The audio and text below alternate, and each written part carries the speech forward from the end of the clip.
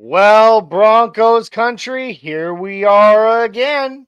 Another L in another week that honestly thought we could get it done this week. And unfortunately, we just couldn't quite get it done. So, guys, I know I've got a lot of feelings to buck. Broncos fall to the Ravens in spectacular fashion. I know I've got a lot of feelings to buck. I know you've got a lot of feelings to buck, Broncos country. Let's buck some feelings. This is the Buck Your Feelings post-game show here on Orange and Blue Network and on MHRT Network. Let's go.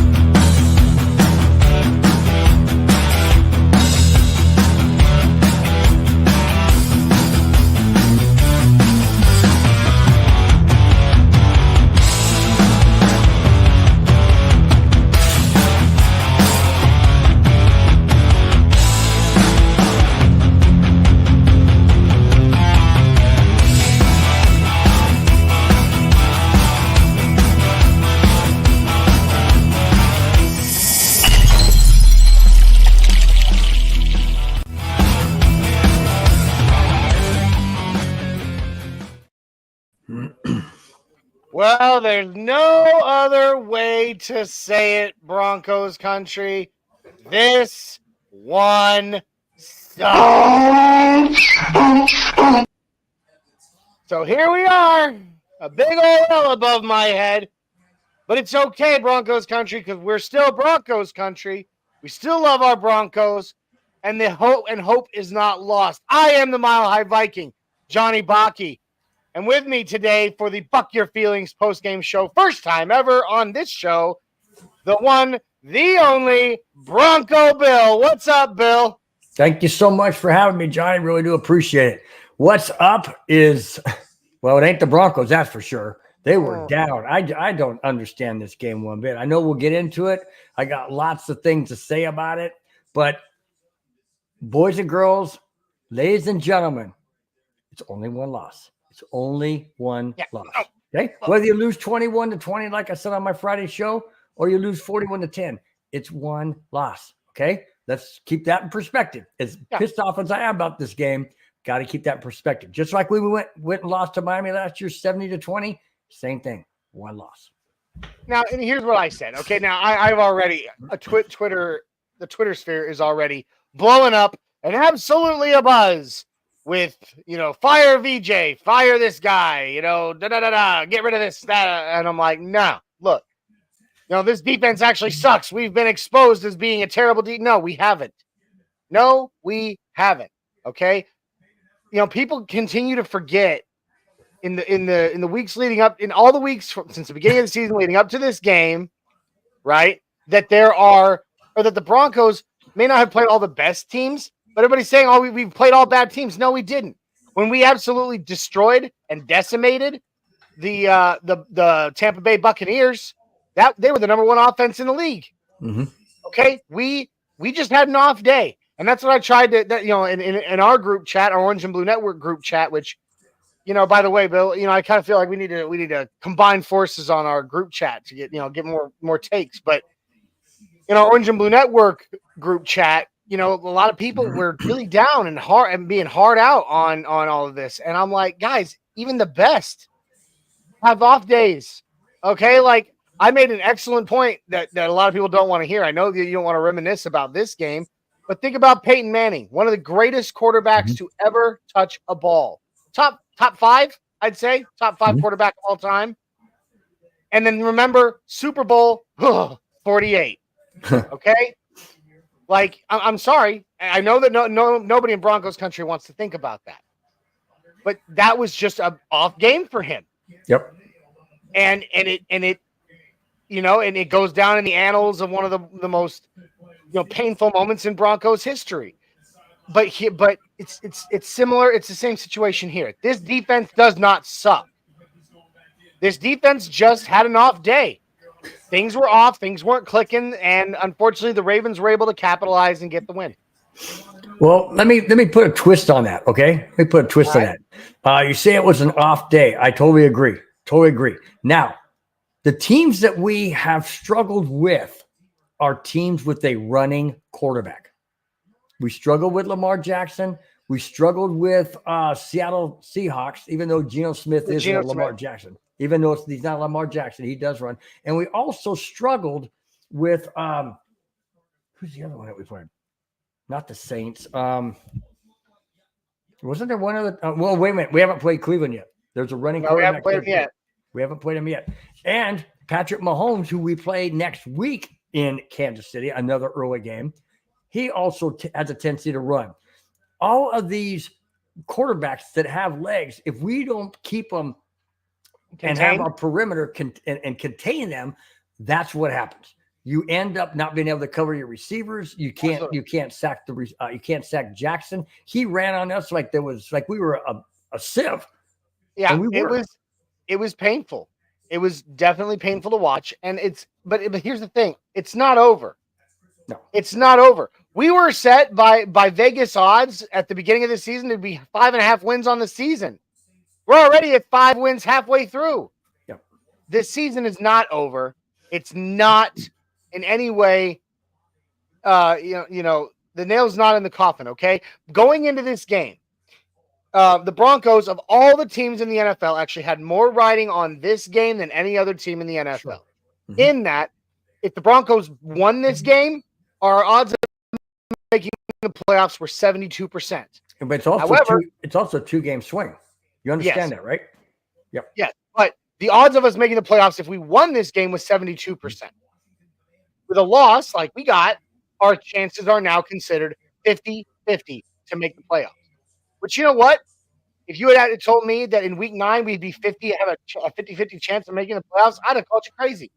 Yeah. I said, there's no way we even have those good of odds. So you know what? It's a loss, and it sucks. I hate it. I hate the feeling. I know you do. I know Broncos country does. We all hate the feeling of a loss. But I'm not panicking. And I don't think Broncos country should either. It's like you said it, Bill. One loss. All right? Reset the clock. Okay? We're now, this week, we're 0-0. Okay? We're going to go, let's go to Kansas City and let's make it 1-0. Okay? For this week. Now, if we lose next week to Kansas City and we drop to 5-5, then what is your thoughts? I mean, then I think our odds of making the playoffs go down drastically. Mm-hmm. I don't know the actual statistical odds on that one yet, but because this week's not over, so there are no statistical odds on it yet. Right. But I'm still not. I'm still not down and out. I've always said that we split with the Chiefs this season. I've said that from the get-go. So, okay, so if we go into Arrowhead and lose in Arrowhead, I mean, I wouldn't be necessarily surprised. It's Arrowhead. It's a very difficult place to win on the road. It's probably the hardest place in the NFL to win on the road. Right. So, will I like it? No. But, right now I'm just looking ahead. All right. The Broncos got some things on film now from this week that they need to, they can go over and sharpen before they take on Patrick Mahomes. Patrick Mahomes will have 1 day less this week to prepare for this game because they play Monday Night Football tomorrow. So, I'm not saying that really works that much in our favor because it's still Patrick Mahomes and the Chiefs, but we have 7 days to prepare to take on the Kansas City Chiefs. And I don't know. We'll see what we see. Guys, thank you for joining us today. This is the the Buck Your Feelings post game show. We're here on the Orange and Blue Network and simulcast on MHRT Network. So please, if you have not already, or this is your first time watching, please jump on over to Orange and Blue Network. Like, subscribe, share, comment on YouTube, Twitter, Facebook, or check out the audio version of the podcast wherever you listen to your favorites. But if you're watching this over on Orange and Blue Network, please jump on over to MHRT Network. Like, subscribe, share, comment. YouTube, Twitter, Facebook, Twitch. Hell, MHRT is even on Instagram. We'd appreciate it very much, guys. Thank you very much. And we also have to show some love to the sponsor of today's show. All right? You can find the link in the bio below. That is Dubby Jitterless Energy Blend. Over at dubby.gg. Go ahead and click that link. Run on over and check out Dubby. One second. Can you turn the fan on? Oh, thank you. Okay. Dubby Jitterless Energy Blend comes in a multitude of delicious flavors. All right? It is a great way to get the energy you need to start your day. Because every single cup of Dubby contains 2 cups of coffee worth of caffeine, but you don't get the jitters or the crash later because Dubby has no calories, no sugar, no maltodextrin, no fillers, and no artificial colors. It's as natural as it can be, made only with an extract of the coffee plant, B vitamins, amino acids, and nootropics, including their patented nootropic called Neurofactor, which keeps you sharp throughout your day. But because there's no sugar, you don't get the jitters or the crash later. Guys, I'm telling you, the Broncos couldn't get a dub this week, but this is how you go get yourself the dub. All right? Jump on over, click on the link in the bio below, go over to w.gg, get yourself the dub by punching in code NRWOB10. That's NRWOB10 at the checkout. Will get you 10% off your order. I'm telling you guys, we didn't get a win this week, but this is how you get a dub. All right.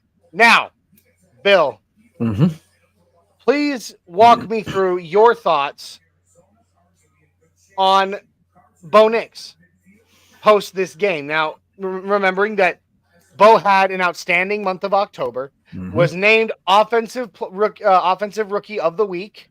Of the month. Or of the month, sorry, of the month. With all that in mind, after what we saw today, where are you standing right now with Bo?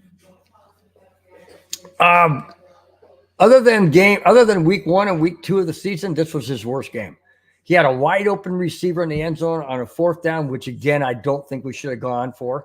But hindsight being 2020, I now understand why Sean Payton went for those 4th down plays, because he knew we had to score touchdowns to stay in this game or even be in this game. So I understand that. But a wide open receiver and he overthrows him in the end zone. Then the first play of the game, you referenced Super Bowl 48. Here's what reminded me of Super Bowl 48. First series, a deflected, a high pass that Bo Nix threw, deflected, intercepted. Ravens go down, get the opening touchdown. A la reminiscent of Super Bowl 48, where the ball was snapped over Peyton's head and the Broncos never were in the game. Same kind of feeling I had. Thank goodness it wasn't the Super Bowl, because that's a worse feeling. But going back to Bo Nix was not sharp today. His throws to receivers, they were there. There was a couple of high throws to Cortland Sutton that Cortland Sutton caught. There was one where he couldn't catch it in the end zone, where it went off his fingertips. Bo Nix was not himself today. I think a lot of it had to do with the fact that he's running for his life. There was one play where he ran from the Ravens 40-some-odd yard line, or 30-some-odd yard line, all the way back to his own 30. And then finally got rid of the ball, threw it to Cortland Sutton for no gain. But actually, it was about a loss of about a foot. Yeah, exactly. So Bo Nix was not Bo Nix. Did Bo Nix do what he had to? Yes, he did. He tried to will the Broncos. Everybody I felt like this whole team was off today. Yeah. In general, not just the defense, not just Bo. The entire team was off today. There was just something. I don't know if they stayed out too late last night, or if the time change messed them up, but something. Yeah. But something today was just off with this team. Well, And you got an East Coast swing, you got the time change, and you've got an early game to play, and you got the presidential voting 2 days from now. The whole thing was screwed up. yeah. Speaking of which, we stay apolitical on both Orange and Blue Network and MHRT Network. We do not get political here. However, without letting go of who I'm voting for, who Bill's voting for, I will say this: everybody out there, if you have not done early voting, Tuesday is voting day. It is the election. It is election day. If you are an American, go vote. It is that simple. Okay? I don't ever want to hear anybody bitch or complain about who is running this country if they didn't vote. You cannot complain about the economy or gas prices or anything else if you didn't do your part to try to make it better. This is our God-given American, red, white, and blue-blooded right is to vote to better our community, to better our country. If you don't do it, you have no right to complain. So I'm saying this. This is the only political message you will ever hear come out of this show. Go vote. I'm done with now, and with that, I'm done. I'm out. Okay. Now I apologize. I totally apologize, Johnny, that the only political statement you made, I'm the one that brought it up. So I'm sorry about that.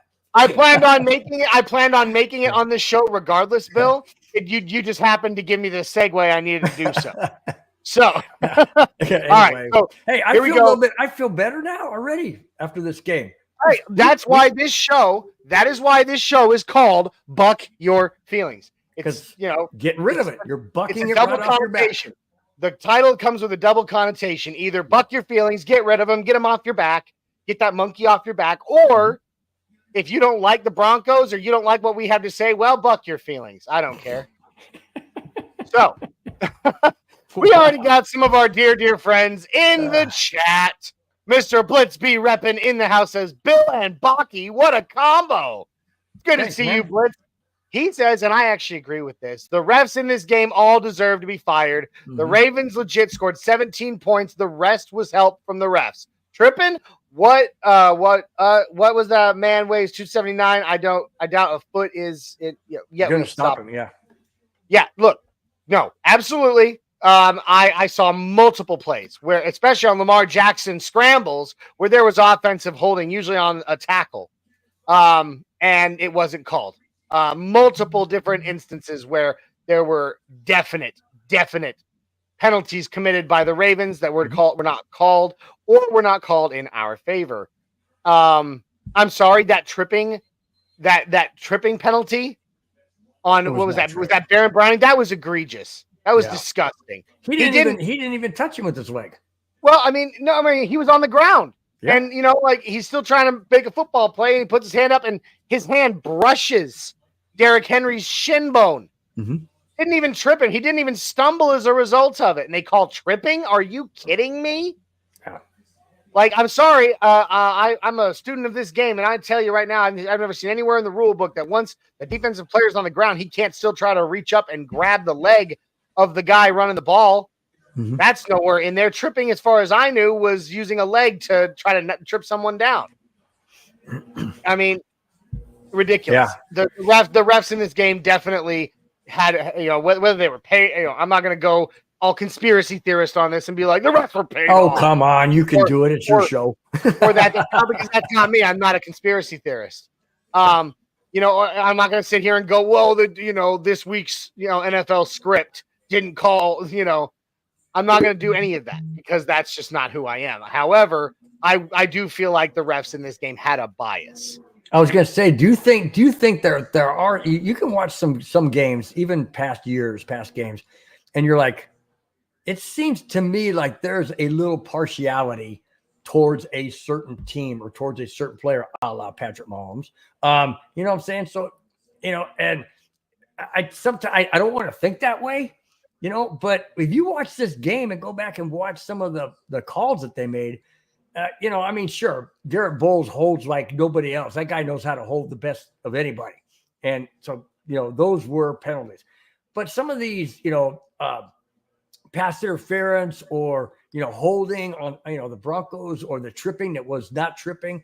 I mean, and towards the end of the game, and I know you saw this, Johnny, Mike and I were talking about this on the neighborhood. The referee, when he was starting to call penalties against the Ravens, he looked pissed off. He's like, I don't want to call these against them. There was one where he's like holding defense. He's like, I'm like, wow. He's like pissed off that he has to make that call, man. I don't know about that. I don't think I really. I'm not saying I wasn't paying attention. I was watching the game, but I didn't. I don't know if I really caught onto that at all. But all I can say is there was, definite penalties that should called on the Broncos that shouldn't have been, and there was definite penalties committed by the Ravens that were never called. So, hey, Blitz says this at the bottom. He says, "You guys don't think sports are rigged? Come on." Yeah. I mean, I don't know. I think they have the potential to be. I mean, there's multiple. Let's see. Sports were rigged in the 20s, 100% rigged now. The damn sports actually advertise sports betting. Yeah, that's true. They do. I get it. I was literally. You said the 20s. I was actually going to reference the Black Sox scandal of 1917. I'm not saying that it's not rigged. I'm not saying that it is rigged. I'm saying I hate that. Just like anything else, it has the potential to be rigged. And I am, as I am not on the inner circle, I just can't say one way or the other. Yeah. I love my team, regardless of storylines or whatever. I love my team, and I'm going to continue to root for my team through it all. We have Pablo Ramos in the house. Hi guys, Pablo in the house. What's up, Pablo? All right, Pablo. Nice to have you. D-Rock is in the house as well. It's good to see you, D-Rock. We got curb stomped. Oh yeah. And he also says I totally believed we would win today, and you know what? So did I. But here's the thing, though. I did, but I also knew that on Nothing Rhymes with Orange and Blue podcast. Hold on, there was a really bad sound going on. What is that? I don't hear it on my end, so. Oh, that is weird. Anyway, on Nothing Rhymes. It's a ghost of the Ravens. Oh yeah, let's put that down. Let's exercise that right now. Let's call it an exorcist. Let's get that out of here. But I said it on Nothing Rhymes on Tuesday. Jay and I were trying to with our also alongside our newest host on the Orange and Blue Network, Elias Balderrama, also known as Bronco Libre, who will be the upcoming new co-host to Adon Diaz, the 6'10" Mexican, for our entirely in Spanish. Broncos sweet! Podcast. Wow! Viva los Broncos! Or nice. English, long live the Broncos. The three of us were talking about it on Tuesday, and we had said, on this 2-game road trip, Ravens and Chiefs. What do we expect of the final, the final record of those 2 games to be? I'm not sure what that. It sounds like a vacuum cleaner. What is that? I don't know, but I can't hear it, so I can't comment. Oh, I don't know what that is, but it's driving me nuts. Trying to find my prediction real quick that I had from the season. Anyway, I had said that of these 2, that I predicted. I didn't want to because I wanted to believe we could win both. I predicted that we would win. We would go 1-1 on this 2-game road trip. Against the Ravens and the Chiefs, and I had said that while everybody else was saying the Ravens were, was the win for us, I was saying that if I saw us losing one of these 2 games, it was against the Ravens. And then we march into Arrowhead and hand the Chiefs their first loss of the season. Real quick, I was just going over some of my numbers. I had on my prediction at the beginning of the season, I said that Broncos would go 9-8. I said that we would lose to the Ravens and we would lose to the Chiefs, and I also said we would lose to the Falcons, which I don't think that's going to happen, but who knows? I mean, the Falcons look good today. So those are the 3 in a row that I had. That's the only time I ever had 3 in a row losses with the Ravens, Chiefs, and Falcons. Okay, So, well, see, I believe we're going to go into Kansas City, and I believe we're going to get the win. okay. And that answers Pablo's question. Who do we play next, Bill? The Kansas City Chiefs and Patrick Mahomes, Travis Kelce, and the Arrowhead crazy fans. That's who we play. Yep. I was actually going to try to get up to Kansas City for that game, but it's just not in the cards financially for me. So I'm going to stay right. I'm going to keep my happy tushy right here in Nashville. Happy tushy. and and watch the game on my big screen. But we also have let's see. Oh, and Pablo also says my Cowboys suck, guys. We got some injuries too there on the Cowboys. Yeah, they do. Injuries. They do. Okay, so you said it in answer to my question earlier about Bo. Bo was off today. Mm-hmm. And I'm not sure what was going on with our offensive line. We were allowing way too much pressure on Bo against a team that statistically this season has had one of the worst pass rushes in the NFL. So I'm not sure what's going on with our offensive line this week. Again, like I said it, I've said it. There was just something off with the Broncos as a whole today. Mm-hmm. The same can be said for our defense. I'm not saying that we shut down Derrick Henry. You can't. I said it earlier this week. You can't shut down Derrick Henry. He's Derrick Henry. But you could we could have done a better job hampering him, which I fully expected from us, and it just didn't happen. So yeah.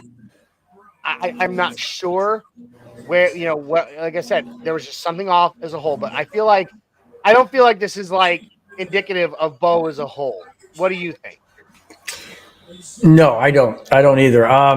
Like I said, if you go back and watch that game, Bo Nix was trying to do anything and everything he could to will this Broncos team down the field on offense. He's doing everything he can. He's running out of the pocket. He's running up into the pocket and scrambling for yardage. He's taking hits. He took a couple of sacks. He took a late hit. Should have been a roughing the passer, wasn't called, of course.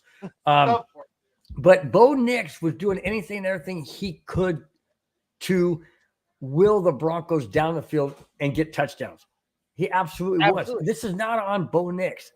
Like we said on the neighborhood, this was on the offensive line. This was on the defense. And my question to you, Johnny, is this. Does P.J. Locke make that big of a difference compared to Key? Because Key was getting lit up like nobody's business. Yes, he does. Yes, he does. So that was a P.J. Locke. P.J. Locke is, in my opinion, from everything I've seen, P.J. Locke is obviously the bona fide starter. But in addition to being that, he's quicker. He's quicker to the ball. Billy Timmons popping in here saying, "Good evening, Baki. What's up, Timmons? It's good to see you, my Army buddy." Timmons was my commo guy, my communications guy at my last duty station. Nice. Thanks, y'all.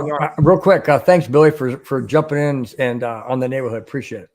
Now he's a diehard Broncos fan. Me, and Isaiah used to have really amazing conversations in the motor pool on Monday mornings after Broncos wins in 2015, because that was when that was happening. We were all in the Army together at the time the Broncos won their last Super Bowl. Wow. So we used to have some really good conversations, and it's good to see you, Billy. But PJ Locke is the difference. PJ Locke is a difference maker compared to Devon Key. Would the game have been different if PJ Locke was in there? Yes and no.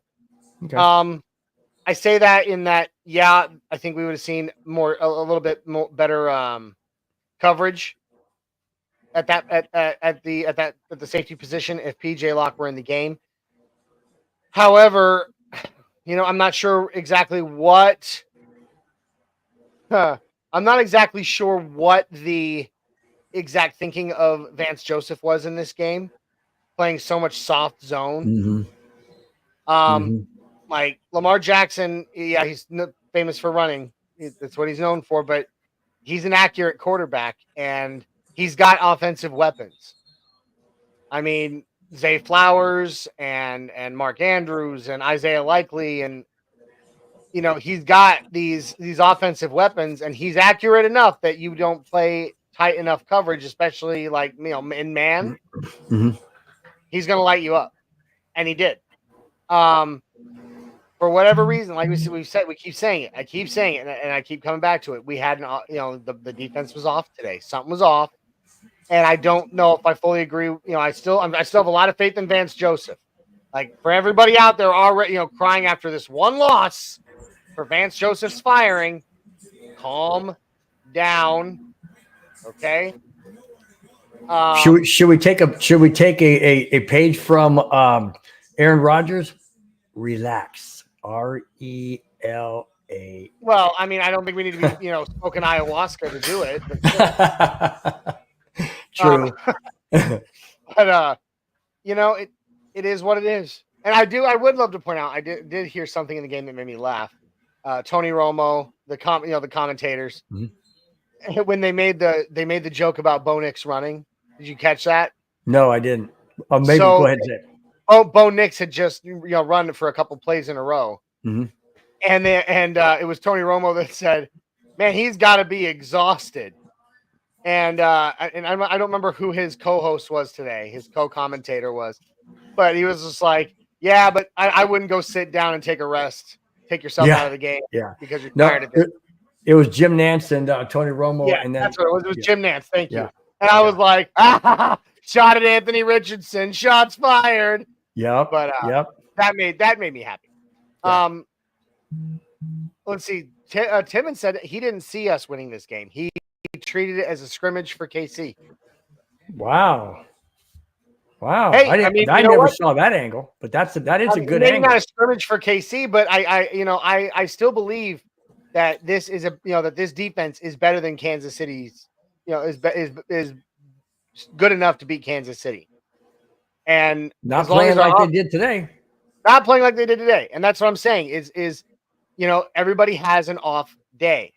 I don't think this is indicative of the future, so to speak. Okay. I think that this is it's just any given Sunday situation. They had a bad day. I have them. You have them. Anybody, any living person on earth has bad days from time to time. Well, how about this? The Baltimore Ravens lost to the Vegas Raiders in Baltimore, and yet Denver gets blown out. So you're right. Any given Sunday, any given team, no matter how good you are, how bad you are. I mean, look at the fact the Broncos literally walked into Carolina and curb stomped the Panthers last week, and they just won against the Saints today. Or the fact that the Broncos kicked the Buccaneers in the teeth, and yet the Buccaneers are playing some of the best, are one of the better teams in the NFL right now as a whole. Okay, like it's too early. It's one game, and it's way too damn early to overreact. We're 5-4. All right, we are think about that. We just lost. We're about we're like, it's hard to say halfway through the season when you play 17 games. When you're odd games. But I mean, there's 18 games. There's 18 weeks in the NFL season, and this was week 9. We are halfway through the NFL regular season, and we are above 500. Yep. That's enough for me to still be confident. We are above 500 halfway through the season. Yep. It is way too early. If we do exactly the same thing that we did, I don't mean points wise, I'm talking about wins, losses, that we did in the first quote half, because like you said, we're 9 games. So we do the last 8 games and go 5-3. Guess what? 10-win season. Yes. You're absolutely right. And it's doable. It's very doable. It is very doable. Billy, Timmons comes back in, says, fix some mistakes and use the defense just like 2015. Understandable. It's not the no-fly zone. Yeah. But, hey, I like calling our secondary, maybe not today, but up to this point, I was cool calling them the Bermuda Triangle. Yeah. Because everything was disappearing. But I like that. Here we are at the tail end of a loss to Baltimore. It sucked, and I mean, Lamar Jackson had pretty stellar numbers today. I mean, I've got to give it to him. I'm not a big Yep. Lamar Jackson fan, but 16 for 19 for 280 yards and 3 touchdowns. I mean, Yeah. wow. Well, he didn't really have to throw the ball that much because they were running. He was running, and so was Derrick Henry. Yep. And and Bo Nix had no touchdowns today because Cortland Sutton threw the only touchdown. Exactly. Yeah. And that was a trick play. It was great. We couldn't. Once again, we couldn't get the run game going. Unfortunately, only 122 offensive yards in rushing. Baltimore. I mean, I didn't want to talk about it. Derrick Henry had 106 yards by himself. He's already over 1,000 for the season. Yeah, well, I mean, he's halfway Derrick through. Henry. Are we really that shocked? I mean, honestly, what was it they showed? They showed the statistic today about Derrick Henry. The last time that one running back was first in every running back category was Jim Brown. Wow. I mean, think about how long ago that's been. Derrick Henry is honestly, in my opinion, based right now what we see, especially at his age, still doing what he's doing. Derrick Henry will, when he retires and goes into the Hall of Fame, because he will, no doubt, he will be considered the best running back of all time. Ooh! You're naming you're jumping over some big names, dude. I'm not jumping. Terrell anything. Davis. Now, I know people are going to say Terrell Davis only played 5 good solid years. So what? Terrell Davis, MVP of the league, MVP of the Super Bowl, and 2,000-yard rusher. I love TD. I've met TD, and he's an amazing guy. He's an amazing player. But objectively, looking at stats, looking at numbers, looking at the trajectory he is how long he's been in this league already, and it doesn't look like he's slowing down right now much, Bill. No, that's true. By the end of his career, I predict by the end of his career, and when he retires and when he gets named to the Hall of Fame, he will be the best running back to have ever played the game. But again, you have, in my opinion, take nothing away from what you're saying, Johnny, and take nothing away from Derrick Henry and how he plays and all that. But I have to look at it as generational. Games change. The game changes. The game evolves differently. So absolutely. is Johnny Unitas better than Bart Starr or John Elway or Peyton Manning? No, I mean, let's be honest. In today's game, Johnny Unitas would get killed. In today's game, John Elway would get killed. Mm-hmm. The way that the game is played today. It's a different game. I don't disagree with that. And Jack Tatum of the Raiders would never be allowed in the league. Absolutely. But I do believe that at the end of his career, Derrick Henry will be considered the best running back of all time. Okay. Fair game. So if I'm wrong, I'm wrong. I that happens often. Jair coming in. I'm not that concerned after this loss, surprisingly. I know it got a little ugly, but I still hope we trade for a wide receiver. Ooh, yeah, but who are you going to give up? You cannot give up Cortland Sutton. You cannot give up Troy Franklin, and you cannot give up Josh Reynolds. Who are you going to give up? You're not going to get – I mean, let's be honest. You're not going to get anything for Troy Franklin. He's too young and too unproven. Well, that's true. And I mean, and with Josh Reynolds, we have to have him on the field. Yeah. Right now, and he's not. So – I would love to get a wide receiver or a receiving tight end. Those are still my two, the two positions. I hope that if we do trade, which is the trade deadline, 2 days away. Is 2 days away. Hmm. So I don't know if we're going to see that. I don't either. But if we were going to make a trade, I would hope it would be for a pass catching, playmaking wide receiver or tight end. Justin Jefferson. Oh, never mind. He's off the table. What you would have to give the Vikings for Justin Jefferson, that would be all of Denver, period. The entire city. Yeah. There's no way you're getting Justin Jefferson out of. I just love that kid. I think that guy's amazing. Oh, he's phenomenal. He's phenomenal. And to think we could have had him. Yeah. But instead we got who do we take? Jerry freaking Judy, bud. Oh, that's right. We did take Judy. We took Jerry Judy. How's that working out? Working out great for Minnesota. Yeah, great for Minnesota. Not so much for us. No. Anyway. Hey, hang on real quick. Pablo Ramos chimes in and says, ask what the score was. Final score was 41-10 Baltimore. Yeah, it was bad. It was painful. Yep. Now, John, you mentioned that the Broncos have a chance to go 10-7, correct? Right now we're 5 my season prediction at the beginning was 11-6. Okay. But then, let me give the next games, okay? We lost to the Ravens. Let's say we lose to the Chiefs, but we beat the Falcons. The last remaining 6 games are these. How many are we going to win? How many are we going to lose? We got the Raiders on the road, Browns at home, Colts at home, Chargers on the road, Bengals on the road, Chiefs at home. Okay. All right. Slowing it down. Let me do that. Okay. Go one at a time for me. Okay. After the Ravens lost, and let's say we lose to the Chiefs next week, but we beat the Falcons. Which gives us a record, which would give us a record of 6-6. 6-6. 6-5. No, we'd be 6-6. Yeah. No, we'd be 6-5. 6-5. Yeah. Ravens one's already got. Right. Okay. So assuming that after next week we're 6-5. Right. Go on. Okay. We say we beat the Falcons. Okay. Now, these are your choices. Raiders on the road. Win.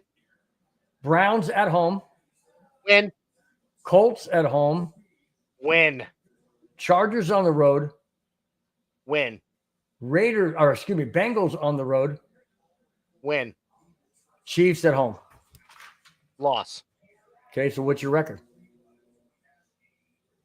You only named 2 losses. Yeah. So that's 8. So that's 10-8. Yeah. No, 9-8. 9-8. Yeah. I mean, okay. Sorry. Wait a minute.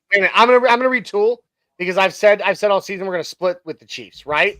Right. I'm sorry. That final Chiefs game at home is a win.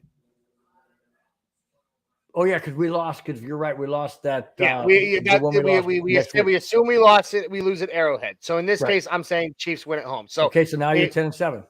10-7.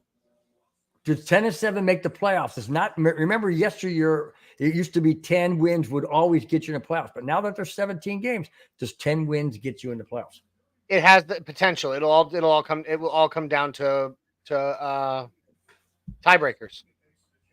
Okay. So that being said, how critical is the game against the Falcons? Because to me, that smells like a swing game. No pun intended with what's coming up here in the next couple of days. But that sounds like a swing game. It is. And here's the thing. In the grand scheme on paper of things, it doesn't mean that much. It's a game against an NFC team. That really does not do anything to help our AFC standing. No, but it's a game we have to win. But assuming that we lose to the Chiefs next week, which I'm not, by the way. Okay. I'm not. Okay. But assuming that we do. Now that's fine. I'm not that guy. I'm not being that guy. But assuming that we lost to the Chiefs next week, just that, then it will be a imperative game to get a win. Mm-hmm. Simply to get this team turned back to get the momentum swung around in the other direction. It means nothing to the ultimate grand scheme of AFC standing for us. Nothing. However, it would do everything for the confidence of this team to do so. Do the Broncos have a trap game coming up? Whether it be the Falcons as a trap game, and the only reason why I say, let me go back to that real quick. The only reason why I say Falcons is because right after the Falcons, we have the Raiders on the road, a divisional game. Could the Falcons be a trap game? Could the Colts be a trap game 1 week in front of the Chargers, also on the road? Those are 2 potential trap games that could ruin this season for the Broncos. Here's the thing. For me, a trap game, the definition of a trap game has to be a game,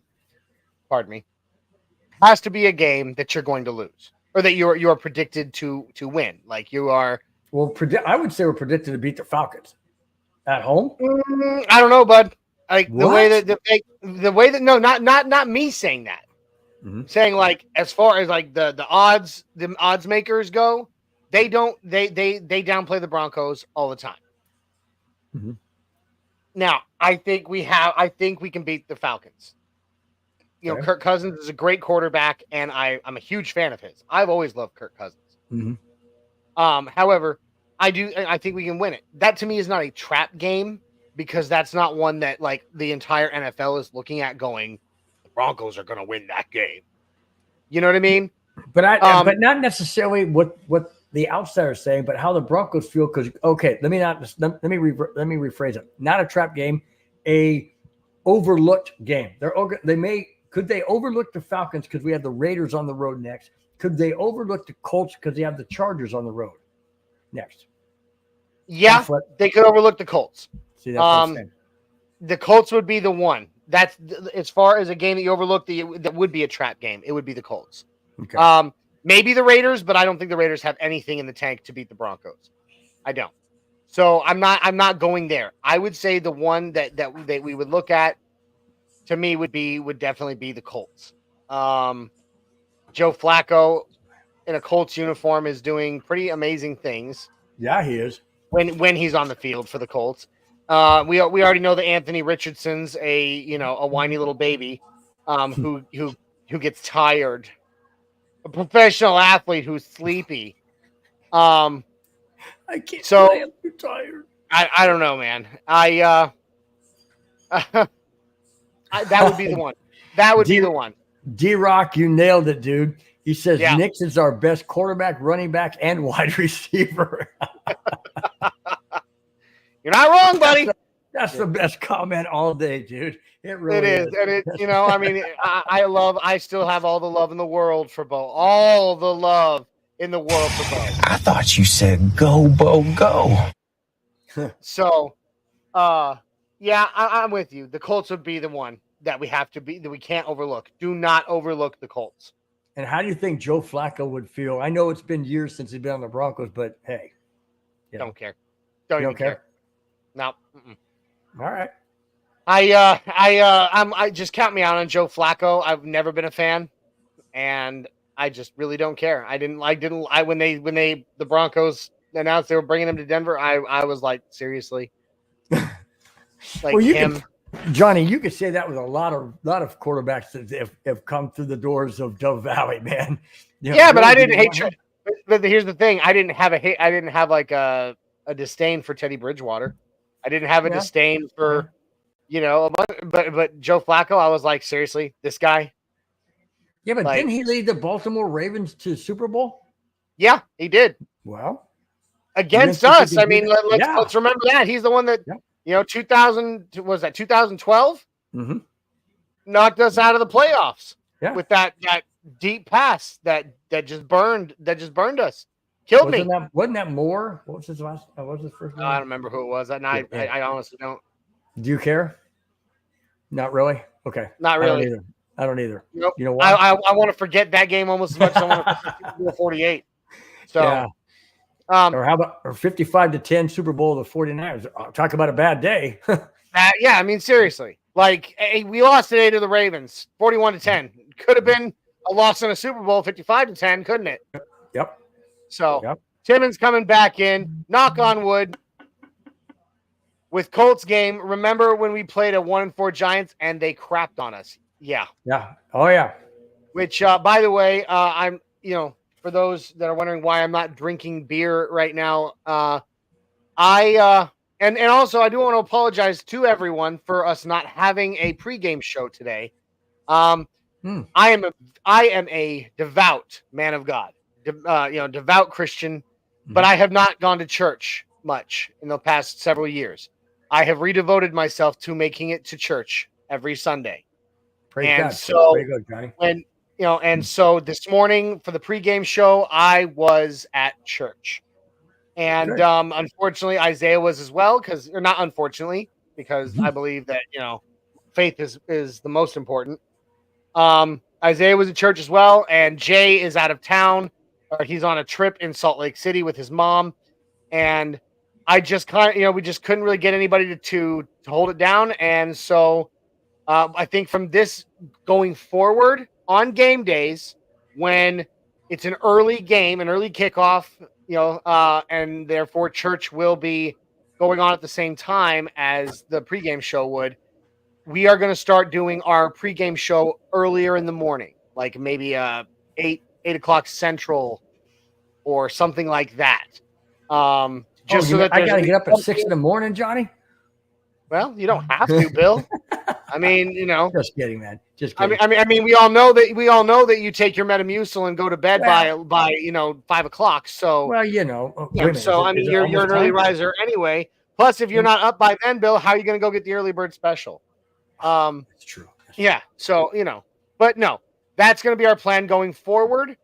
We just, trying to figure out the logistics of it on the fly. It didn't work out for us today. So I do apologize. There was no Get Bucked game day show. However, there will be next week on Chiefs Day. It will just be earlier in the morning.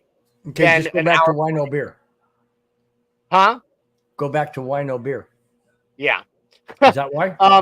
Well, no, here's the thing. I'm trying with my kind of while trying to be the guy that is reaffirming my faith and the strength of it, I'm trying to do the right thing by my faith and cut way back on certain vices, so to speak, to include alcohol and tobacco use.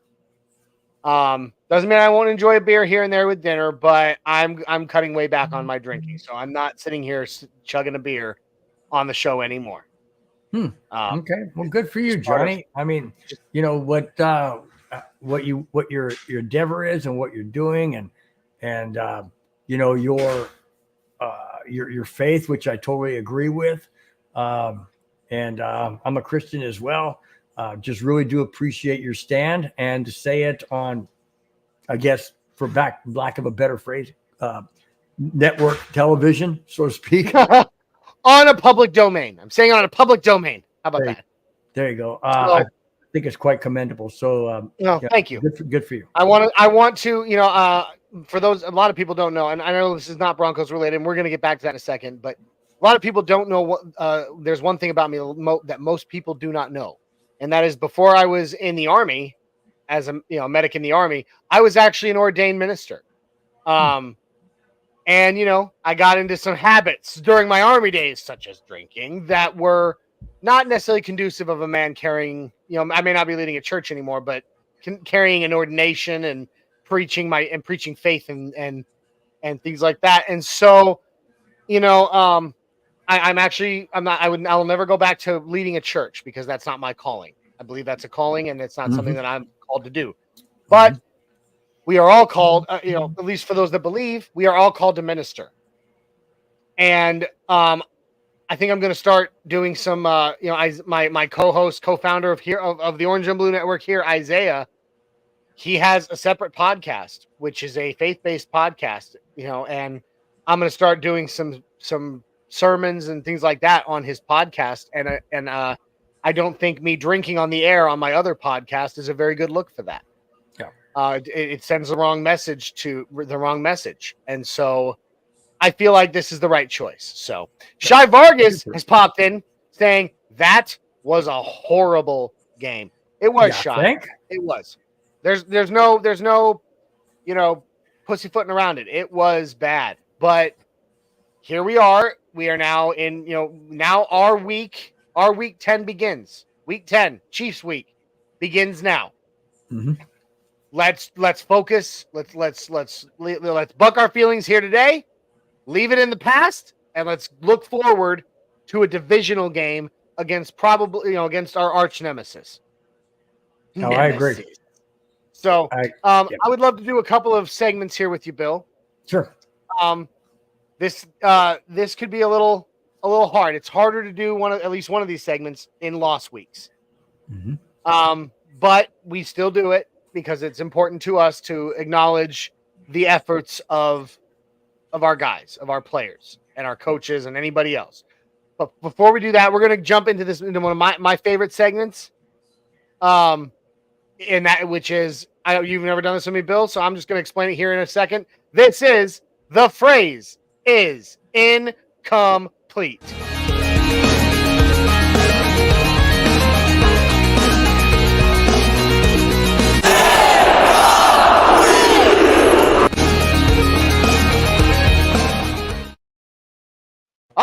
everybody. This is the phrase is incomplete. It is incredibly simple. Each of us make a couple of statements, one at a time. Each of us make a statement. We'll each do two, let's say, where we leave a blank. We leave an incomplete phrase, and then our co-host fills in the blank. They fill in their own blank, and we want everybody in the comments to fill in the blank with their own answers as well. I love this segment because you could literally do anything with it. So, the phrase is incomplete. I'll go first since I'm sure, Bill, you don't have one just ready in the wings. Okay. So we've already kind of answered a few questions that might normally be posed with this. So I'm not going to go there. But the most important thing for the Broncos to address this week leading into the Chiefs game is blank. Easy. Defense, defense, defense. The Broncos have to have the defense not be so porous like they were today. Also, if I can do a footnote to that, we quit doing stupid penalties. Okay, I know the referees were calling penalties on the Broncos that should not have been called. I get that. But if they do call them, then you have to, it's kind of like baseball. If the pitcher is throwing the ball an inch or two outside and the umpire's calling a strike, you have got to adjust your game. The Broncos have to adjust their game according to what the referees are calling or not calling. Okay. The other thing is the Broncos have to quit shooting themselves in the foot. Quit shooting yourself in the foot. That is most important. You cannot have turnovers. You cannot have penalties on a touchdown run by Bo Nix that's called back because you got Garrett holding like always. You can't do that. They have to shore up the fundamentals.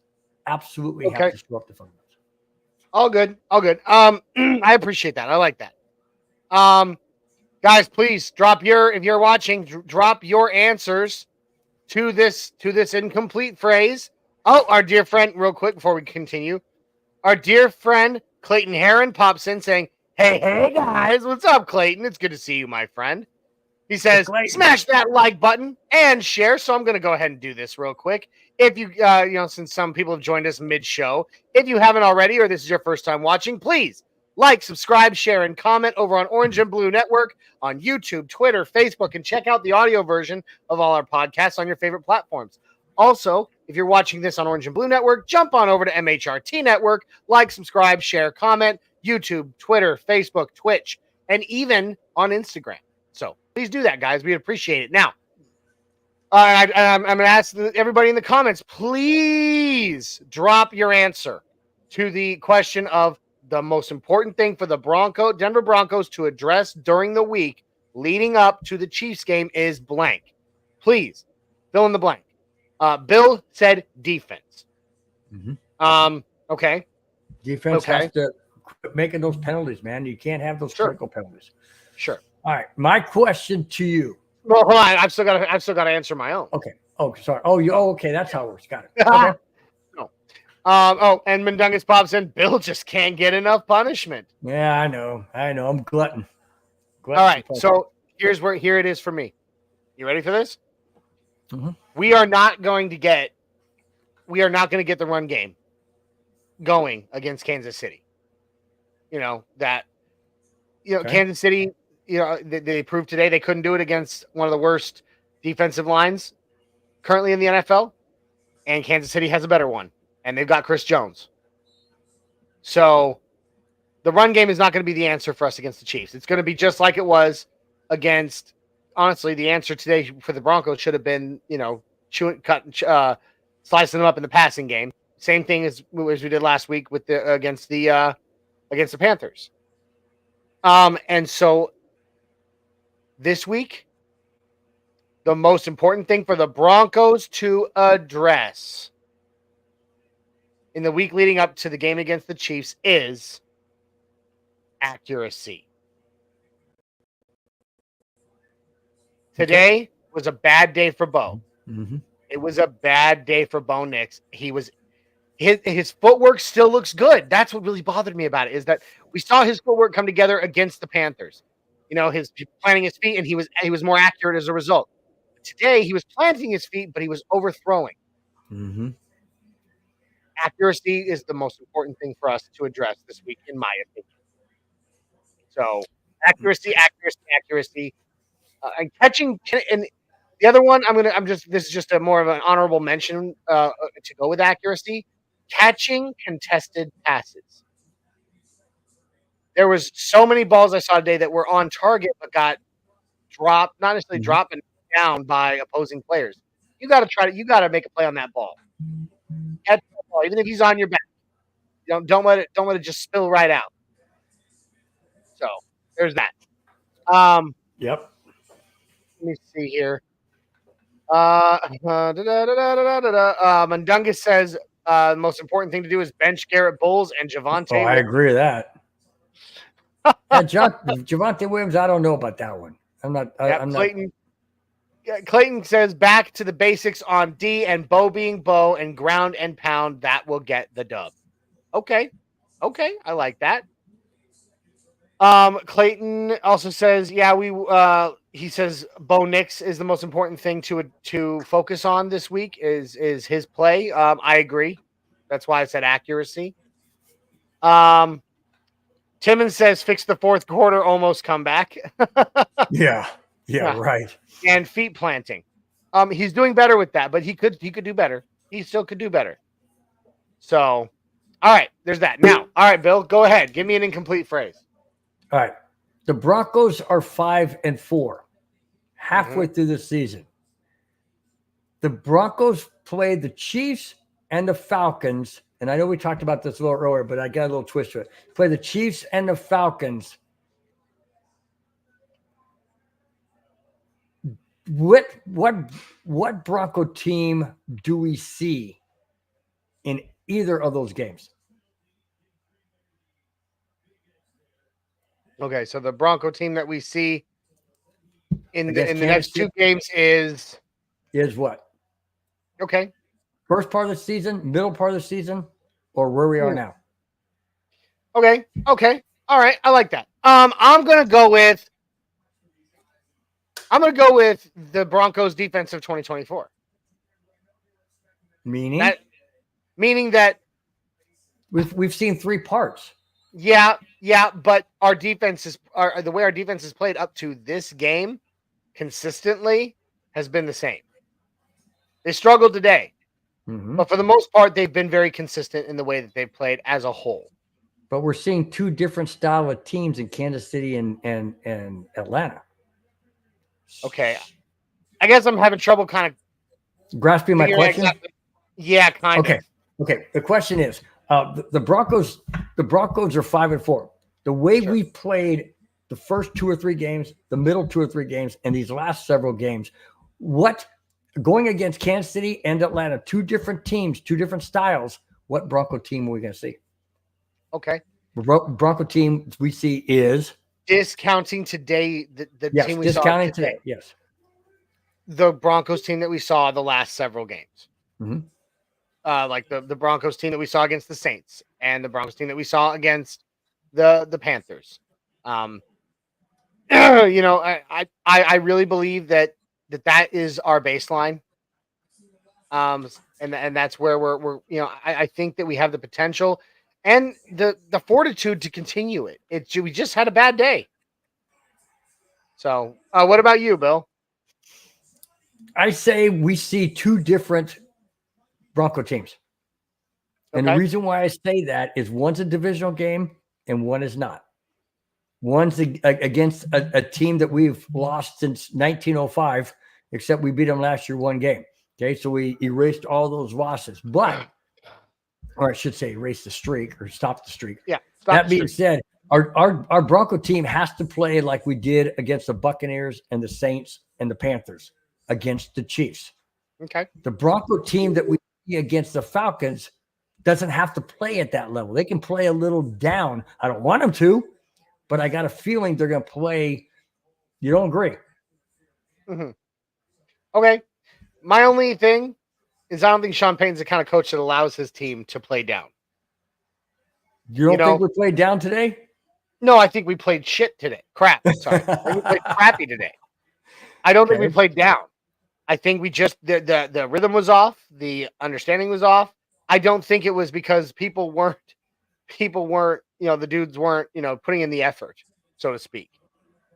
I know Sean Payton to be the kind of coach, literally the whole reason that JC Horn came at him, had the balls to come at him, was because he was trying to put his boot on their throat. Yeah. We were up, and he was trying to run the score up, which to me is indicative of a coach who's not like, okay, we're going to get a comfortable lead and then we're going to coast. He's not a coaster. He's like, I better get, I think I always make references back to my Army days, and I like to think of it like my leadership expected of us was you leave nothing on the field. You give 100% effort the whole time. Well, that's why they call football like military. That's why they call we're going to battle. Gridiron and the bombs and the arsenal. I mean, it's basically military type talk. It's the same type of thing. That's what you're saying. Sure. Mundungus says Bill was there in 1905 for the start of the stream. He was sitting next to his high school friend Babe Ruth. You know what? Babe Ruth was a cool guy, man. Kind of a big. I bet he was. I bet he was. Did you ever have an issue with his cigar though? I mean, I know he was always, did he blow? I mean, I love the smell of a good cigar. I love the smell of a good pipe. That didn't really bother me. What did bother me is when he ever wanted to spit or something. That kind of bothered me. Oh, sure. He got your shoe a couple of times, I'm sure. Yeah, splattered on my socks. But it's Babe Ruth, so I can't really say nothing. Yeah, Mundungus was agreeing with what I said in terms of accuracy. He watched Knicks throughout the game. His feet were planted. He was just throwing high. So, was he throwing high or was he high? Just he was not that. He was not that. Gosh. See what happens when I go in the neighborhood and then I come on your show right afterwards. It's just kind of like Mundungus says they played the same in this game as well. They just played a much better team. It's like I said in the neighborhood. The Ravens are a much more talented team than the Broncos. I can see both sides of that. Mundungus, I can see your side of it. But in addition, there was things that Bo was doing well last month that he didn't do so well today. It was an off day. Ooh. So there's that. That brings up a great question. Okay. Daniel Miller pops in. Thought that this was the worst coach game in Broncos history. Today was hard to trust Sean Payton and VJ. Sorry, buddy. I'm out on this as being the worst coached game in Broncos history. I'm not. No, that was under Hackett. That was under Hackett. This was better than this. Even this game was, in my opinion, was better than the best game coached by Nathaniel Hackett. So, I'm out on that one, but it's all right. Yeah, he does remember Hackett, right? Yeah. and Mundungus is clarifying on his thing about earlier playing the same way that they have. He meant on defense. Maybe, but I still felt like something was just off. Rhythm was off. And just didn't feel. It didn't feel like they had it together today. It really didn't to me. Okay. Earlier you talked about on any given Sunday or just having a bad day. The Bears last week lost on a Hail Mary pass by the Redskins Commanders that was caught in the end zone. Thanks, Bill. You just got us canceled. Appreciate it. No, from what? Oh, it's a joke. The Bears obviously have a hangover. They're losing to the Arizona Cardinals 14-6. Whew. Any given day, any given Sunday. Yeah. Man. Yeah, and I like this point that Joe Brewer brought up. Bo wasn't the problem today. It was the defense that went for strips instead of just tackling, and Bo needs help at skill players. Yeah, I know that. I didn't even think about that, but looking back at what I saw of the game, I didn't get to see the whole thing.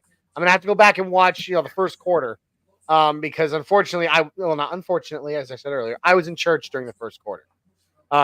Granted, inside I had my phone tucked in my Bible during church. Johnny, I was not watching the game. I was just kind of keeping up with the score. Okay, but yes. But anyway, I now that I look back on what of the majority of the game that I saw, you're right. The defense did not seem to be wrapping guys up. It seemed like they were going for flashy plays, and it didn't work out in their favor. So, yeah, true. Yeah. All right. So that's the end of this. The phrase is incomplete. We're gonna move on. So thank you for enjoying that one with me, Bill. I love this segment. Yeah. We'll get that's we'll fun. get right That's back to fun. it I here in a like it. second. I like We'll get it. right back to Sure. it here in a second.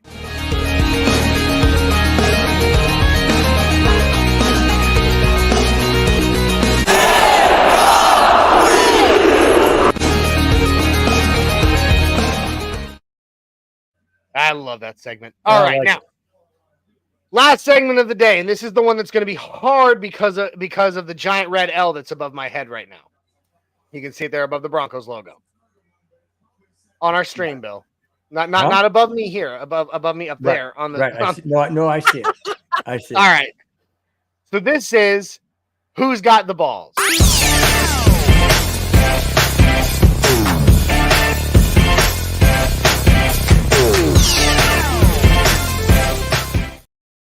All right.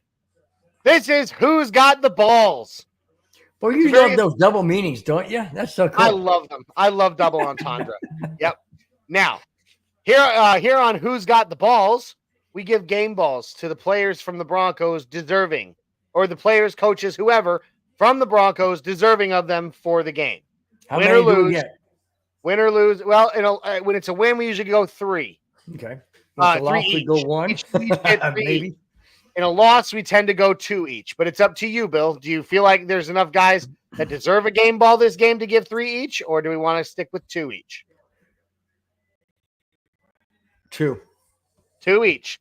So you can do it any way you want, both on defense, both on offense, offensive, defensive, special teams, however you want to do it. Bill, whom on the Denver Broncos today gets an Orange and Blue Network / MHRT Network game ball today, and why? Both on offense. All right, not because we scored a ton of points to win the game, because we did. We scored 10. But I say offense because I can't give it to anybody on the defense. Not when you give up 41 points. There's no freaking way. All right. Offense, Courtland Sutton. The guy balled today. He really did. He did whatever he could to make those catches. He made some really good catches. He made some good moves after catches. The one on the sideline early in the first half made that catch, went around the defender, gained another 5-7 yards, something like that. Second game ball, undoubtedly. Okay. Well, usually we just go one at a time, but you can go ahead and give your second one if you want. Go ahead. No, go ahead. It's your show. Do it. All right. Okay, so I like that. Courtland Sutton, I like that pick. I like that game ball. Courtland has come back into his own some over the past several weeks. It hasn't, just a few weeks ago we were talking about, Courtland doesn't look like Courtland anymore, and things like that. And now we're seeing it again. For this one, this one's a little tougher. This is a tough game to give game balls on. It really is. It is. Obviously, Courtland Sutton was the one that you gave it to right there. I'm gonna go defensive. Okay. I agree with you. 41 points is inexcusable. However, there's a player. Excuse me. Sorry, bad lungs. There is a defensive player who I felt did some good stuff today in the interest of of the game, and I'm going to give it. And he's never gotten a game ball on any of our shows so far since he became a Bronco. I'm going to give one to John Franklin Myers. Wow. Today, he had I didn't hear his name called all that much. Not that much, but he did record 4 tackles, 2 of them solo, 1 of them for a loss, and he also recorded the only sack the Broncos had on the day. Wait a minute, they had more than one, didn't they? No, they did not. What? 1 sack on the day. Wow. And it was made by John Franklin Myers. So I'm giving it to him. breaks Benito's streak, which kind of sucks. But while I'm sitting here trying to find good spots in this game to award game balls for, I'm gonna have to give it to the only guy who got a sack today, and that's John Franklin Myers. So, if you wouldn't mind, no, Benito. When Duncan says Benito had a sack, not one that got recorded. Not one that got recorded maybe they gave it to Myers, and not I don't Benito. know. I'm telling you right now. I am sitting here staring dead in the face the final box score on the final box score of this game on ESPN, and the only sack recorded for the day was by John Franklin Myers. Well, then they changed it. So, Nick Benito also had 4 tackles, 3 of them solo, and 1 for a loss, just like John Franklin Myers. He just didn't get a sack. Okay, so they changed it. They gave it to Myers and not Benito, even though Benito was in there. He probably wasn't the one that brought him down. I don't know. Dreamweaver, my cousin, the real host of this show, is not doing it today because he's in Salt Lake City with his mom, my auntie. Says Ravens suck. Well, Jay, right now we suck comparatively. Wow, Cardinal just scored another touchdown. It's 21-9. Wow, so, Cardinals over the Bears. Go figure. That's nuts. Wow. So if you wouldn't mind gracing us with your second. My second one, although he wasn't perfect, he wasn't even close to what I thought I would see today. I still got to give it to Bo Nix. Mm-hmm. Bo Nix, because he did everything he could to will this Broncos into first downs, into moving the ball down the field, keeping the defense off the field. I mean, think about it. The guy was running for his life 90% of the time. I mean, he was in the pocket and still running for his life. That's how crazy. Yeah, I don't understand against the pass rush of the Ravens versus our offensive line. I don't know how that happened. Yeah, exactly. So I have to give it to Bo Nix. Why? Because he did what Bo Nix tries to do to win games. They had that trick play where he scored the only Bronco touchdown with the catch. He threw balls on 4th down to wide open receiver in the end zone. Sure, it was overthrown, but he's trying to do what he can. He's running for first downs. He's doing what he can to help this Broncos team. Was he great? By no means was he great. No way, shape, or form. Was he good? He was good, but he wasn't great. But I still have to give him a game ball because there's nobody else on that Bronco team I can absolutely give a second one to. Who else am I going to give it to? Not the defensive coordinator, not Sean Payton. Yep. Agreed. Well, I mean, okay, you know what? Joe and Mundungus, you guys are right. I'm sitting here. ESPN apparently didn't record Benito's sack, but there was a tackle for loss made by Nick Benito on Lamar Jackson. So, All right, so there you go. All right, then this makes this very easy for me for my last one because there really wasn't. I might do an honorable mention for another. I might give one more game ball, but then give an honorable mention. I'm going to give the other one then to Nick Benito. Two defensive linemen, both of them with similar stat lines for the day: 4 tackles, 3 for loss, 1 for loss, 3 of them solo, and both of them with a sack on the day. So that's good. I'm going to give that. That's a game ball to Nick Benito. Keeping his streak of at least 1 sack per game in the past 7 games alive. That's awesome. It really sucks giving game balls during a loss, especially a loss like this, because it's so hard to pick out high points in a game like this. The honorable mention I'm going to give is to Audric Estime. Javonte Williams did lead the team in rushes and rushing yards. However, it took him 12 carries to get 42 yards. Wow. Audric Estime, who has 3. That's not even 3 per carry. Average 3.5. Audric Oh, Estime, on the other 36, hand, 42. Okay, got yeah. it. Audric Estime, on the other hand, had only 5 carries on the day for 35 yards, for an average of 7 yards per carry. Yeah, and I mentioned this to Madungus on the neighborhood. Why in heaven's name is he not being used more? And Madungus brought up and said, well, he's fumbled a couple times. Well, then I would tell him, put your freaking hands around the ball and run forward. Yeah. I mean, I don't understand the mentality of these guys. I don't know. But the reason I think I want to give the other reason I want to give him an honorable mention is I saw much better ball security out of him today. I saw 2 hands on the ball, holding it the correct way to prevent punch outs, because that seems to be where he gets hung up. Is even if he's got 2 hands on the ball, he doesn't have them positioned right. Oh, right. To prevent the punch out, and he gets got to have them on got to have them on the points. Yeah. Yes, and so I saw much better ball security out of him to go five carries to Javante's 12 for only 7 yards less than him, and have much better ball security. That deserves an honorable mention. Mundungus popping in saying CBS says Benito didn't get a sack either. So yeah, I have a question for you, Johnny. Okay. With the trade deadline 2 days away, do the Broncos look to trade Javonte Williams, or do they not? I don't know. I don't know that they're actively shopping him. I don't think they are, but there are some teams out there that need running backs. But the question is, are those clubs calling for Javonte Williams? Because Javonte hasn't looked. He's not been consistent.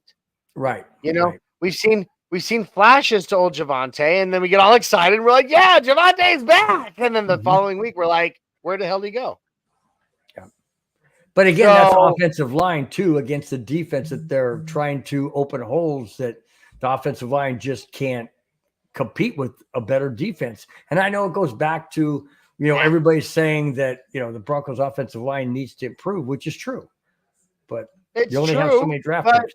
But I mean, we've seen him have flashy games, and then the following game he just disappears. Yeah. I don't think he's been consistent enough that clubs are going to be calling for him.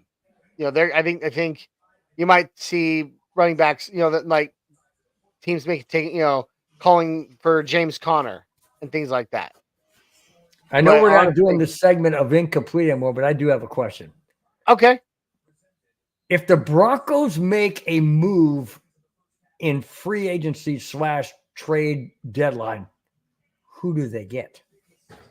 Who do they target? Okay, the Broncos get blank. Yeah, Broncos get blank. See, I got to get this lingo down right. You're right. Yeah, it's you just make a statement. You make a statement as if it's fact, but you leave a blank in there to fill. Got it. Like kind of like, think of it like doing Broncos Mad Libs or something like that. The Broncos make a trade before the trade deadline. Who do they get?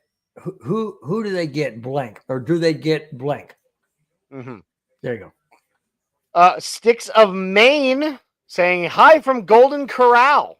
Well, what's up, Sticks of Maine? New name on the show. Welcome, and welcome to the Orange and Blue crew. Nice.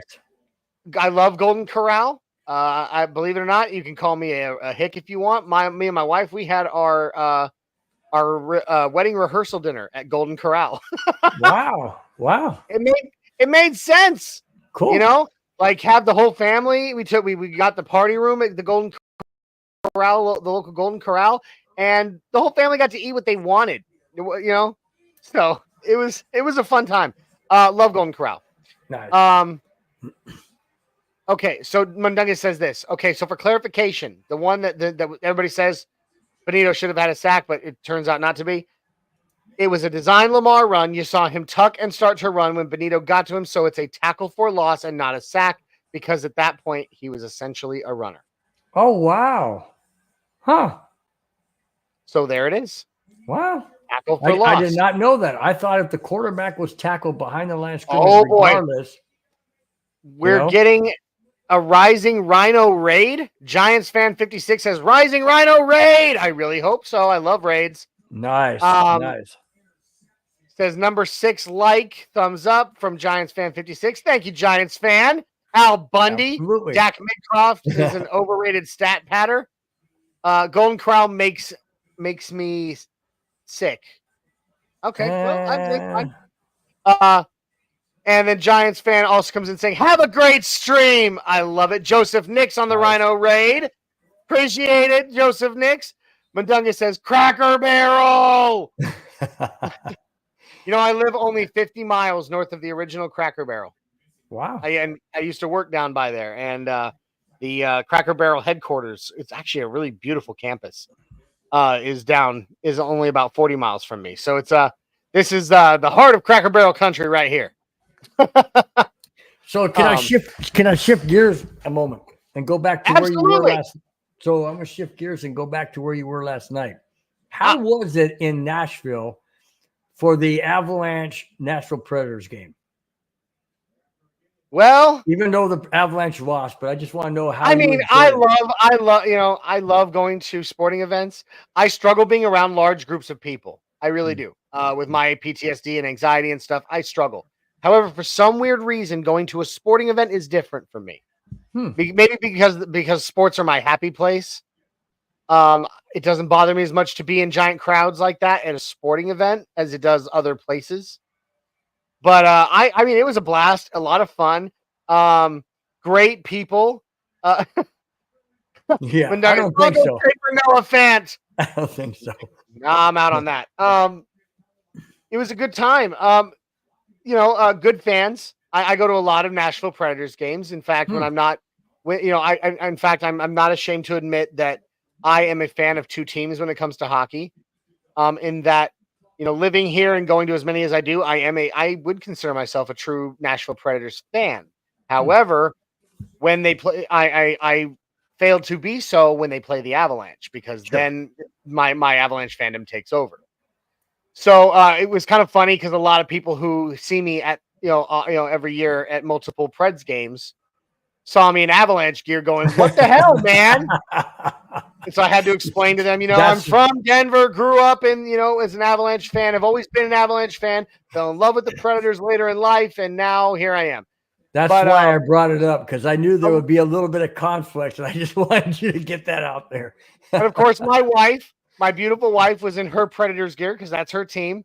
And so we had people, "Oh, a house divided, huh?" And things like that. And, somebody's sleeping on the couch tonight. Is she a Broncos fan? Yes. Okay. So you're okay on that side. Only because of me, though. Like, she could care less about football, truthfully. Really? Yeah, she's all about hockey and baseball. Wow. But are you a baseball fan?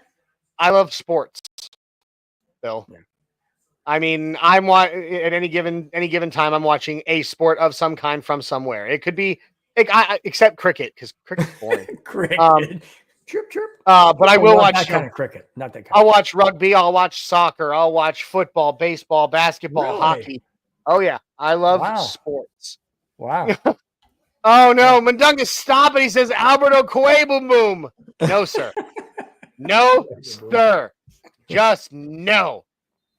Don't make me get out the rolled newspaper, Mundunga's down, boy, down. But it was a good time, man. It was a fun game. It was fun to just watch. It sucked watching the Avs lose the way they did. Mundunga says that's the only proper spelling attempt you're going to get. But you know what? In a way, you couldn't lose last night. And you're right. I mean that respectively, because you like the Predators because you're in Nashville, but you're also the Avalanche. But it's kind of like the Predators. I love the Avalanche. Let's put it in that perspective. It's kind of like me with being a Broncos fan and a Vikings fan. Vikings were my favorite team from 70 to 76, and the Vikings and the Broncos from 76 to present. Yeah. So when the Broncos and Vikings play, if they ever played in the Super Bowl, dude, that would be my dream Super Bowl.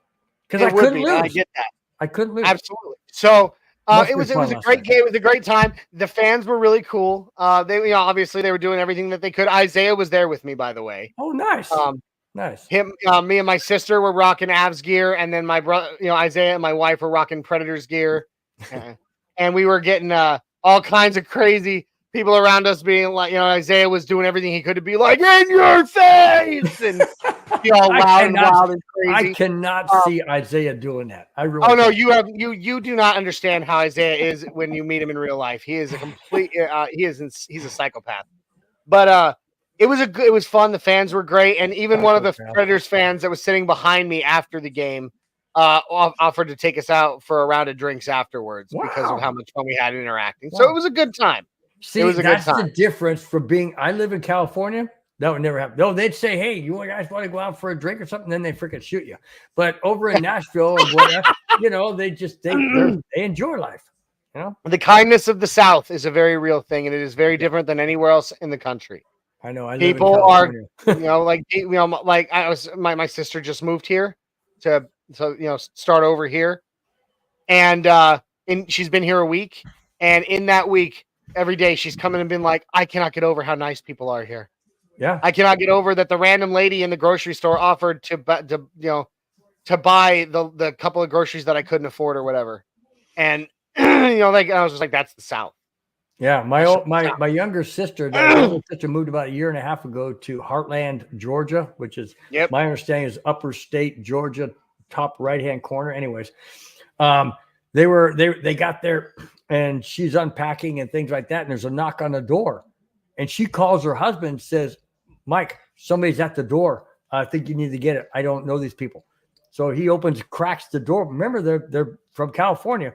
Opens up the crack of the door, and there's a lady standing there with homemade bread and brownies and like a little like spaghetti or something. Yep. Welcome to Georgia. Yep. Welcome to the South. Yeah. And my sister said she was shocked. And I said, well, yeah, you grew up in California. Of course you'd be shocked. Yep. Yeah. Yep. Nope. It's a totally different environment here. Anyway, it was a fun game, even though the Avalanche lost. It was great to be able to at least go to an Avalanche game. I'm on my way to completing my yearly trifecta of at least one Broncos game, one Avalanche game, and one Nuggets game. Nice. So do the Nuggets? Does Tennessee have a basketball team? I don't. Yeah, the Memphis Grizzlies. Oh yeah, Memphis. That's right. I don't follow basketball, but that's right. Right. I can make it up to Memphis for a game, or I can make it up to pretty easily. It's only a 4-hour drive to Indianapolis, so I can make it up there for a Nuggets Pacers game this season. Shoot, I drive 4 hours. I'm still in California. Yeah. I got to cross part of Kentucky to get to Indianapolis, but anyway, guys, that we're kind of getting off. We're off the Broncos now. I think that's a good sign that our feelings are well and truly bucked. I'm good now. I'm good. Let's see. Oh wait, hold on. Bill, Timon says, "OMG, Bill! I was born in New Mexico and became a Denver fan. Then was adopted by a Minnesota family. I met my wife of a few years later and became a secret Vikings fan." It's okay. I'm telling you guys, I don't have Vikings gear because that's not my favorite team, but I do have a sweatshirt that my nephew gave me. Bobby, you'll see him every now and then popping on my Friday show. He gave me one of his Vikings sweatshirts because he knows that whenever the Vikings play, that's like tonight. They play tonight, and some people watching that game, I want them to win. There you go. But yeah, it's okay. Be a Vikings fan. Just don't be. What? Mundungus. He says, that's bull. I've lived in the South and the Midwest, and people in the Midwest are way nicer than in the South. Not in my experience, brother. I can't relate to that because I've never lived anywhere else but Southern California communist country. So, yeah. Excuse me. Did I say that out loud? Yeah, you're Bill, between that and getting the Washington Commanders name wrong, you're this close to getting us canceled. But no, here's the thing, Mundungus. I've lived in the Midwest as well. I went to college and got married and stayed for a very long time in Missouri. You got married in college? I met my wife in college, and nice. I was 21 and she was 20. Wow. And same wife now. Oh yeah. Nice. 14 years. 14 years. It'll be 15 years in July. June. Sorry. Woo! Sorry, honey. Yeah, don't mess that up. June 12th, I know it. But talk about getting kicked off. She'll kick you off the network, right? But I'm sorry. My experience was that the people in the South, when I've lived the last I've lived from 2011 till now in either Georgia or in Tennessee. And I can honestly say that the people in both Georgia and Tennessee were way nicer than the people I lived around in Missouri. So I don't know. Maybe, yeah, maybe it's just we're all a product of our specific environment, I suppose. Could be a but I'll tell you right now, when I go to events, sporting events in Nashville, or any other events in Nashville, just people around you are just constantly taking care of each other. All right, I gotta tell a little story. All right. Talking about the South and whatnot. Denver is not the South by any stretch of the imagination. But when my wife and I were in Colorado in 2017 with some friends of ours. We were there for a week. Went to a Colorado Eagles hockey game from a family member that we were staying with, and she had season tickets. And I've never met her before, first time ever met her. And she says, "Hey, I want you two to go to a hockey game." So it was me and the friend that we went to Colorado with. Anyways, fast forward, we get to the hockey game, sitting in the seats where she normally sits with her family.